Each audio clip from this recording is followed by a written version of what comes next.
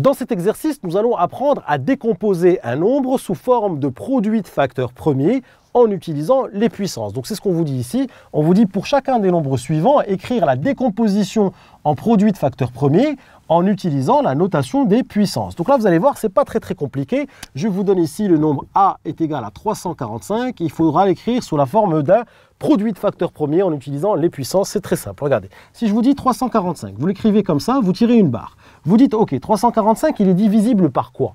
D'accord? Est-ce qu'il est divisible par 2? Non, puisque ce n'est pas un nombre pair. Est-ce qu'il est divisible par 5? Oui, parce qu'il se termine par 5. Donc rapidement, vous pouvez aussi le faire à la calculatrice. Moi, je préfère le faire à la main. 345 divisé par 5. En 34, combien de fois 5? Eh bien 6 fois. 6 fois 5, 30. 34 moins 30, il me reste 4. Je descends le 5. En 45, combien de fois 5? Eh bien 9 fois. 9 fois 5, 45. 45 moins 45, il me reste 0. Donc là, moi, j'aime bien le faire à la main puisque ça me fait réviser mon calcul mental et puis ça me fait réviser la division euclidienne. Donc 345 divisé par 5. Donc ici, je vais mettre les facteurs premiers. D'accord? Je n'ai le droit de mettre que des facteurs premiers. Les facteurs premiers, ce sont les nombres qui sont divisibles que par eux-mêmes et par 1. Très bien. Donc 345 divisé par 5 me donne 69. Alors 69, est-ce qu'il est divisible par 2? Non, il n'est pas pair. Est-ce qu'il est divisible par 3?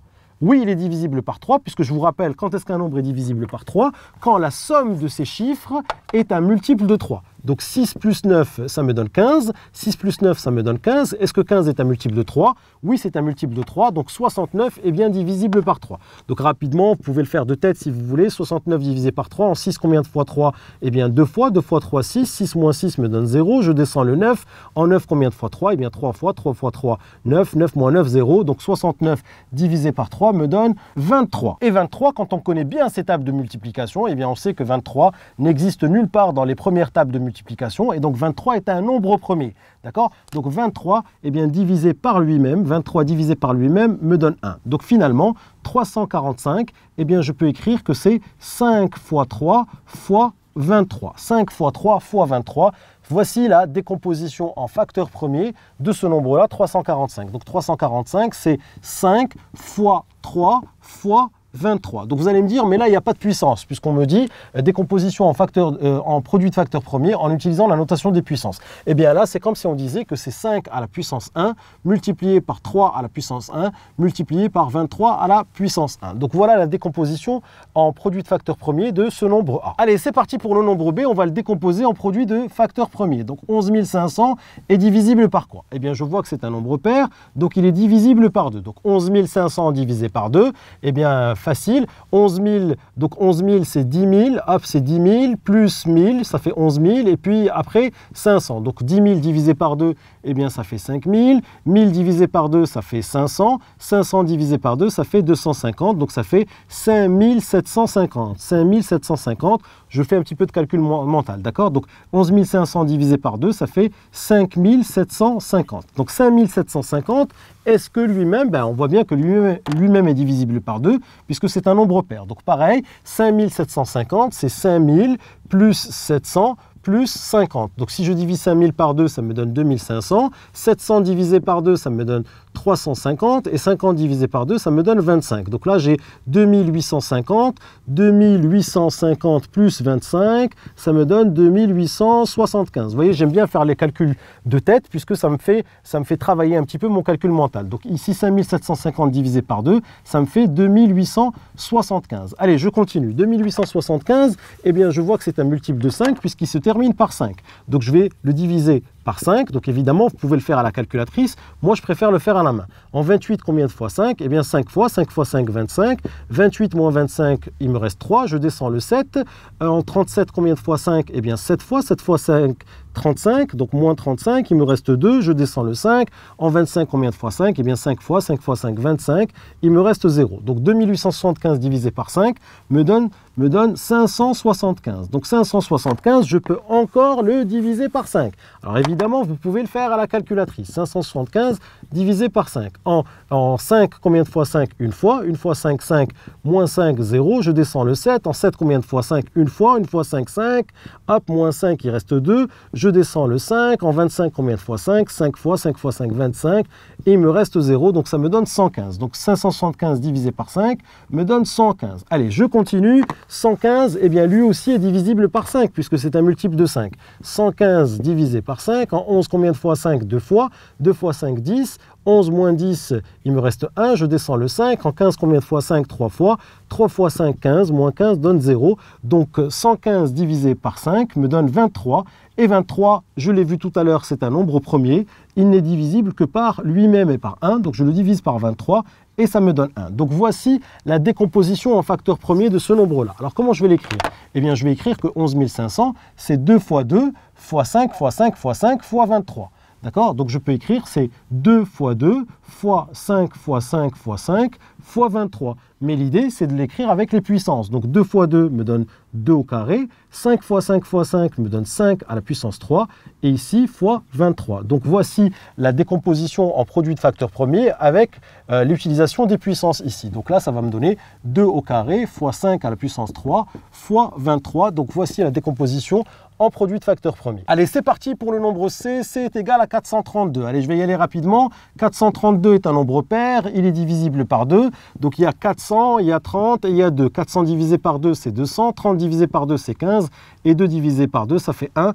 Donc ici, ça fait 216. Donc je divise par 2, ça me donne 216. 216 est aussi divisible par 2.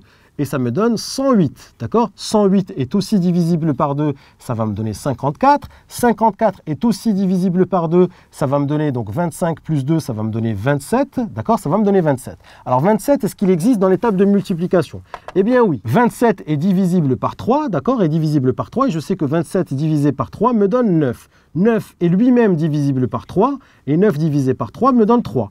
Et 3 est lui-même divisible par 3, et ça me donne 1. Donc voici la décomposition en facteur premier. 432, eh bien c'est 2 fois 2 fois 2 fois 2. Donc combien de fois? C'est 2 fois 2 fois 2 fois 2, donc c'est 2 à la puissance 4. 3 fois 3 fois 3, ici c'est 3 à la puissance 3. Donc je vais pouvoir écrire que 432, c'est 2 à la puissance 4 fois 3 à la puissance 3. Et donc voici la décomposition en produit de facteur premier en utilisant les puissances pour ce nombre C. Allez, c'est parti pour le dernier. D est égal à 19 448. 19 448. Donc pareil, je l'écris comme ça. 19 448, je vois que c'est un nombre pair, il est donc divisible par 2. Et quand on divise 19 448 par 2, eh bien on obtient 9 724. 9 724. Alors 9 724 est lui-même divisible par 2, puisque c'est un nombre pair. Et j'obtiens 4 862.